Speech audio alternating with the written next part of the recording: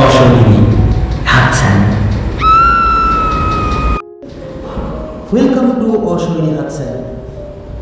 আবার আমি মৈনাকজিৎ গোস্বামী নতুন করে আপনাদের সামনে নতুন কোনো ভয় নিয়ে হাজির হলাম। আমি ভাবতেই পারিনি যে এত তাড়াতাড়ি আবার আমাকে ফিরে আসতে হবে। আবার কেউ খুব ভালোবাসার সাথে খুব আগ্রহের সাথে আমাকে ঘটনা লিখে পাঠিয়েছে। আমার একটা জিনিস ভেবে খুব ভালো লাগছে যে ধীরে ধীরে আমি কিন্তু ঘটনা পাচ্ছি এবং এই ঘটনাটা খুব তাড়াতাড়ি আমি এক্সপেকটেশনের বেশি পেয়ে গেলাম।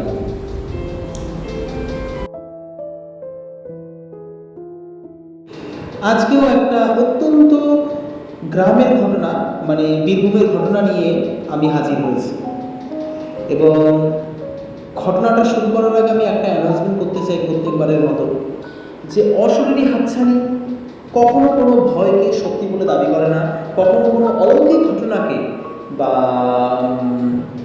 যে কোনো অশরীরী অভিজ্ঞতাকে বাস্তব বলে দাবি করে না। এটা পুরোপুরি এন্টারটেইন হিসেবে আপনাদের শোনাটাই বুদ্ধিমানের কাজ হবে এবং আশা করি আপনারা সেই হিসাবেই শোনেন। চলুন, আজকে ঘটনাটা অনেক বড় হতে চলেছে, তাই ঘটনায় চলে আসা যাক। ঘটনা পাঠিয়েছে রানা। রানা বলছে, হ্যালো মৈনাকদা, আমি আপনাদের পেজের নিয়মিত পাঠক। প্রতিদিন রাতে শোবার আগে পাঠানো গল্পগুলো পড়ি।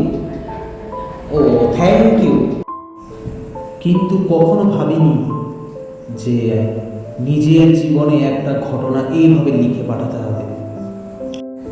আপনারা বিশ্বাস করবেন কিনা জানি না, কারণ আমি নিজেও আগে এইসব ভূত প্রেত বিশ্বাস করতাম না। কিন্তু আজ ঠিক 3 বছর আগে আমার সাথে যা ঘটেছিল তারপর থেকে আমার পুরো ধারণাটাই বদলে গেছে। ঘটনাটা পুরোটা লিখছি, আপনারা চাইলে আপনাদের শোতে বা পেজে শেয়ার করতে পারেন। ওকে, তারপর লিখছে, তখন আমি কলেজের ফাইনাল ইয়ারের প্রজেক্টের কাজে একটু নিরিবিলিতে থাকার জন্য আমার এক বন্ধুর গ্রামের বাড়ি গিয়েছিলাম। জায়গাটা ছিল বীরভূমের একটা বেশ ভেতরের দিকের গ্রাম। ও বন্ধুর পরিবার এখন কলকাতায় থাকে, তাই ওদের ওই পুরনো জমিদার আমলের বিশাল বাড়িটা খালি পড়ে থাকে। শুধু দেখাশোনার জন্য দিনের বেলা একজন কেয়ারটেকার আসতো। আমি ভেবেছিলাম অত বড় শান্ত বাড়িতে একলা থাকলে মন দিয়ে কাজটা শেষ করতে পারবো। কিন্তু সেটাই যে আমার জীবনের সবচেয়ে বড় ভুল সিদ্ধান্ত ছিল তা তখন বুঝিনি। প্রথম দিনটা বেশ ভালোভাবেই কেটেছিল। কেয়ারটেকার হরিদা দুপুরে রান্না করে দিয়ে বিকেলে চলে যাওয়ার সময় আমাকে বারবার বলেছিল, দাদা ভাই, রাত 10টার পর আর ঘরের বাইরে বেরোবেন না, আর যাই শুনুন মাঝরাতে করিডোরের দিকে উঁকি মারবেন না। আমি তখন হেসেই উড়িয়ে দিয়েছিলাম, ভেবেছিলাম গ্রামের লোক একটু বেশি কুসংস্কারাচ্ছন্ন। প্রথম রাতের অভিজ্ঞতা। সেদিন রাতে খাওয়া দাওয়া করে আমি দোতলায় একটা বড় ঘরে ল্যাপটপ নিয়ে বসেছিলাম। রাত তখন আনুমানিক 1টা হবে।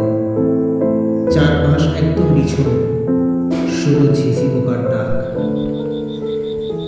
হঠাৎ আমার মনে হলো ঘরের ঠিক বাইরে লম্বা করিডোরটায় কেউ যেন পায়চারি করছে। ভারী কোনো বুট জুতো পরলে ঠিক যেরকম হয়, ঠিক সেরকম আওয়াজ, ঠক ঠক ঠক। আমি ভাবলাম কোনো চোট্টর হবে হয়তো। লাঠি হাতে নিয়ে দরজাটা টর্চ মারলাম, কিন্তু করিডোরটা একদম ফাঁকা, কোথাও কেউ নেই। ভাবলাম মনের ভুল, তাই দরজা বন্ধ করে শুয়ে পড়লাম। এরপর সেই ভয়ঙ্কর দ্বিতীয় রাত। আসল ঘটনাটা ঘটল তার পরের দিন রাতে। সেদিন রাত 2টো নাগাদ হঠাৎ আমার ঘুম ভেঙে গেল। ঘুম ভাঙতেই বুঝতে পারলাম ঘরের ভেতরে তাপমাত্রা অস্বাভাবিকভাবে কমে গেছে। মে মাসের গরমেও রাতে আমার হাত পা ঠান্ডায় জমে যাচ্ছিল। আমি পুরো ঘরটায় একটা অদ্ভুত পচা গন্ধ, ঠিক যেন কোনো মরা পশুর গন্ধ ভেসে আসছিল, সেটা অনুভব করছিলাম। আমি ধরফর করে উঠে বসার চেষ্টা করলাম, কিন্তু না, পারলাম না। আমার মনে হচ্ছিল বুকের উপর বিশাল বড় কোনো পাথর চেপে বসে আছে, যেটাকে ইংরেজিতে বলা হয় স্লিপ প্যারালাইসিস বা বোবায় ধরা বোঝানো হয়। আমি ভাবলাম আমার ঠিক সেটাই হয়েছে, কিন্তু কিছুক্ষণ পরে আমার সেই ভুল ভেঙে গেল। আমার ঘরের কাঠের ভারী দরজাটা, যেটা আমি নিচে রাতে ভালো করে ছিটকিনি আটকে শুয়েছিলাম, সেটা কোনো আওয়াজ ছাড়াই আস্তে আস্তে খুলে গেল। বাইরে করিডোরটা আচ্ছা চাঁদের আলো এসে পড়ল ঘরের ঠিক মেঝেতে, আর সেই আলোর মধ্যেই আমি দেখলাম দরজাটা ঠিক মাঝখানে একটা কুচকুচে কালো অবয়ব দাঁড়িয়ে আছে। একটা মানুষের মতোই আকৃতি, কিন্তু উচ্চতা প্রায় 7 ফুটের কাছাকাছি। ভয় আমার গায়ের লোক খাড়া হয়ে গেল। আমি চিৎকার করার চেষ্টা করলাম, কিন্তু আমার গলা দিয়ে কোনো আওয়াজ বেরোলো না। আমি শুধু চোখ বড় বড় করে দেখতে লাগলাম। সেই ছায়াটা আস্তে আস্তে ঘরের ভেতরে ঢুকতে শুরু করলো। সেটা হাঁটার কোনো শব্দ ছিল না, মনে হচ্ছিল যেন সামনে ভেসে এগিয়ে আসছে। তখন সেটা আমার খাটের ঠিক পায়ের কাছে এসে দাঁড়ালো। আমি চাঁদের আলোয় মুখটা পরিষ্কার দেখতে পেলাম। বিশ্বাস করুন, এই দৃশ্য আমি মরে গেলেও ভুলব না। তার মুখের কোণে চোখ, নাক বা ঠোঁট ছিল না, চামড়া একদম মসৃণ, যেন মাংসের একটা দলা, কিন্তু ঠিক যেখানটার মুখ থাকার কথা সেখান থেকে একটা চিনতে ক্রূর হাসি মতো গর্ত তৈরি হয়েছে, আর সেখান থেকে ফোঁটায় ফোঁটায় কালো রক্ত মেঝেতে পড়তে লাগলো। সে হাতটা বাড়িয়ে আমার পায়ের দিকে এগিয়ে আসছিল। চরম আতঙ্কে আমি আমার সমস্ত শক্তি দিয়ে আমার গঙ্গানির মতো চিৎকার করে উঠলাম, আর কোনো মতে বালিশের পাশে থাকা টর্চটা জেলে সেটার মুখের উপর মারলাম। আলোটা পড়তেই 1 সেকেন্ডের মধ্যে সে মূর্তিটা হাওয়ায় মিলিয়ে গেল। সাথে সাথে আমি শরীরের উপর থেকে সেই ভারী চাপটাও চলে গেল অনুভব করলাম। আমি আর এক মুহূর্ত ওই ঘরে থাকিনি।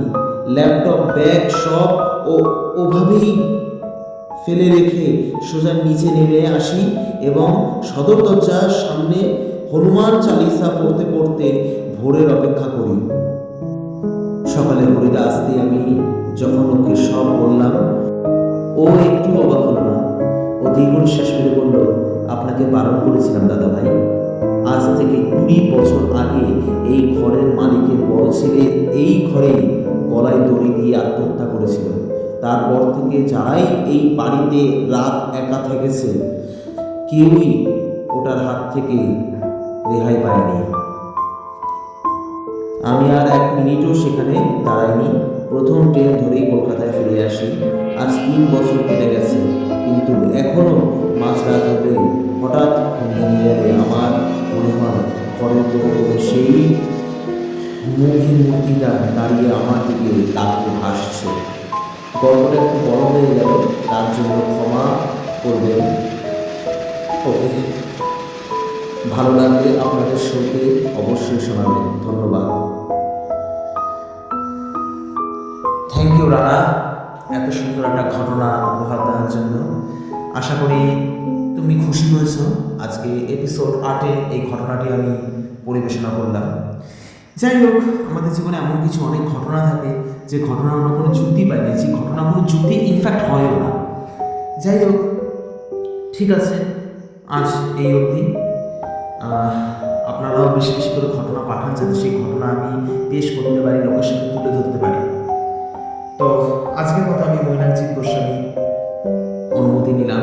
আবার হয়তো খুব তাড়াতাড়ি আমি ফিরে আসবো কোনো না কোনো ভয়ের ছবি নিয়ে, কোনো না কোনো ভয়ের অভিজ্ঞতা নিয়ে।